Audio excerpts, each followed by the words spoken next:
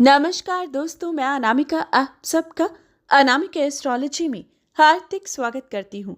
आज हम बात करेंगे तुला राशि 1 मई 2024 बृहस्पति का परिवर्तन आपके लिए कैसा साबित होगा। साल 2024 का सबसे बड़ा बदलाव गुरु का बदलना अब 1 मई से होगा। आप पर कौन सी कृपा बरसाएगा, कौन सी सावधानियां बरतनी होगी, एक साल तक इसका प्रभाव कैसा होगा, पूरी जानकारी देखिएगा। आगे बढ़ने से पहले निवेदन है, वीडियो को लाइक करें। कुंडली विश्लेषण के लिए वीडियो की स्टार्टिंग में दिए गए व्हाट्सएप नंबर पर टेक्स्ट कर अपॉइंटमेंट फिक्स करें। दोस्तों, बृहस्पति देव राशि बदल रहे हैं, आकार में सबसे बड़े ग्रह हैं और औहदे में भी। जी हाँ दोस्तों, बृहस्पति देव देवों के गुरु हैं। जहां सूर्य नवग्रहों के राजा हैं, वहीं बृहस्पति देव गुरु का औहदा रखते हैं, जिसकी वजह से राजा भी इनके आगे सिर झुकाते हैं। इसीलिए नवग्रहों में बृहस्पति देव एक विशेष पोजीशन होल्ड करते हैं, जिसकी वजह से उनका शुभ या अशुभ होना प्रत्येक राशि की जिंदगी में प्रभाव डालता है। और अगर हम तुला राशि की बात करें तो आपके लिए विशेषकर बृहस्पति का शुभ होना बहुत आवश्यक है। अभी उसी के बारे में हम पूरी चर्चा करेंगे। दोस्तों, 1 मई 2024 दोपहर 12:56 पर बृहस्पति अपनी राशि बदलेंगी और मेष राशि से वृषभ राशि में आएंगे। 3 मई तक बृहस्पति उदय रहेंगी, लेकिन 3 मई से 2 जून तक बृहस्पति अस्त अवस्था में रहेंगे। यानी कि 2 जून से 100% लाभ या नुकसान वृषभ राशि का बृहस्पति देने के लिए तैयार होगा, क्योंकि उससे पहले अस्त अवस्था में होगा और अस्त ग्रह ना ही लाभ देता है ना ही नुकसान, यानी कि उसका प्रभाव पूरी तरीके से अस्त रहता है। तो आइए जानते हैं कि अब बृहस्पति का बदलना 1 साल के लिए आपके लिए कैसा होगा।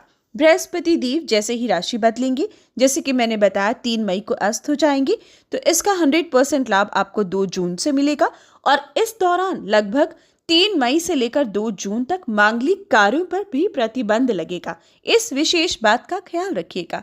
बृहस्पति आपके अष्टम भाव में प्रवेश करेंगे। 8वें भाव का बृहस्पति बहुत सी मुश्किलें भी लाएगा, इसलिए विशेष समाधान वीडियो के अंत में जरूर देखिएगा। बृहस्पति आपके तीसरे और छठे भाव के स्वामी हैं, यानी कि आपके तीसरे भाव से संबंधित जितनी भी आपकी परेशानियां या लाभ हैं वो बृहस्पति संभालते हैं। उसी प्रकार से छठा भाव, और दोस्तों छठा भाव है आपके कर्जे का। अब बृहस्पति अष्टम भाव में जाएगा तो छठे का स्वामी अष्टम में विपरीत राजयोग बनाएगा। जी हाँ दोस्तों, ये विपरीत राजयोग आपको एक राजसी जीवन दे सकता है, यानी कि इसका प्रभाव आपको इनडायरेक्ट मिलेगा। इनडायरेक्ट लाभ मिलने की वजह से आपके किसी अपने का लाभ आपका लाभ बन सकता है। अचानक से आप काम जो कर रहे हैं उसके अलावा कोई नया काम शुरू कर सकते हैं। कर्जे से मुक्ति के नए रास्ते मिल सकते हैं। हालांकि इस साल कुछ नए कर्जे लिए जाएंगे, लेकिन पुराने कर्जे चुकाने का मौका मिल पाएगा। साथ ही शत्रुओं पर जीत हासिल करोगे।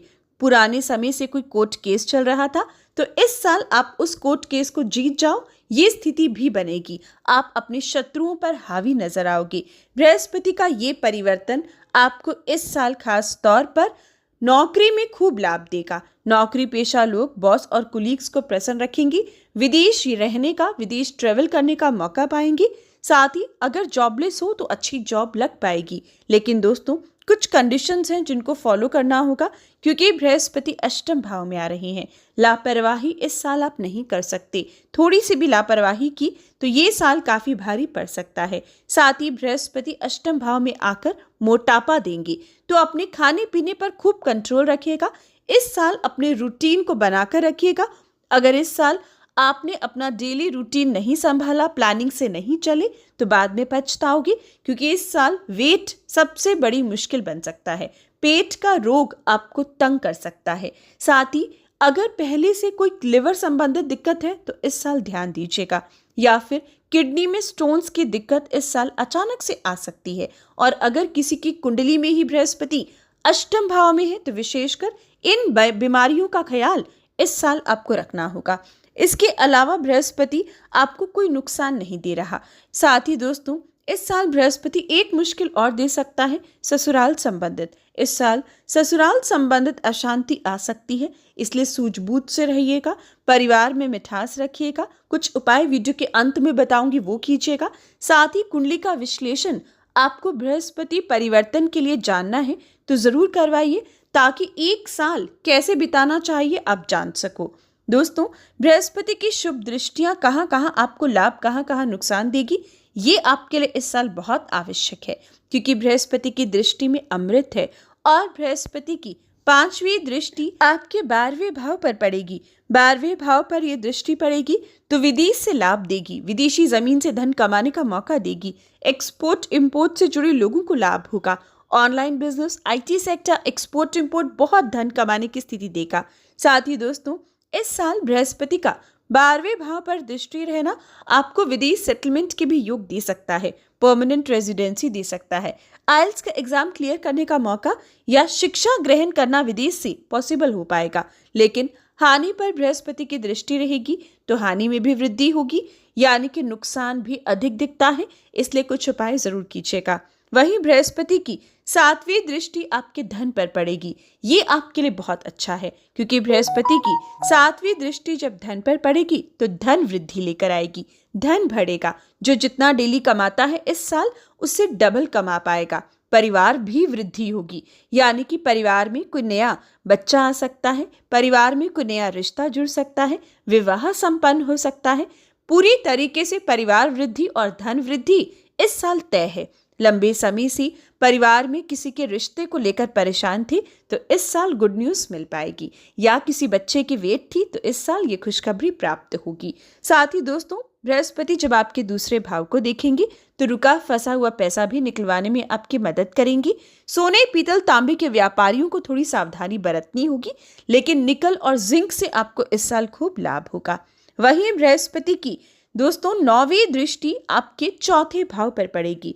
आपके 4th हाउस पर बृहस्पति की शुभ दृष्टि सबसे पहले भूमि का सुख देगी, घर का सपना पूरा करेगी, वाहन का सुख देगी।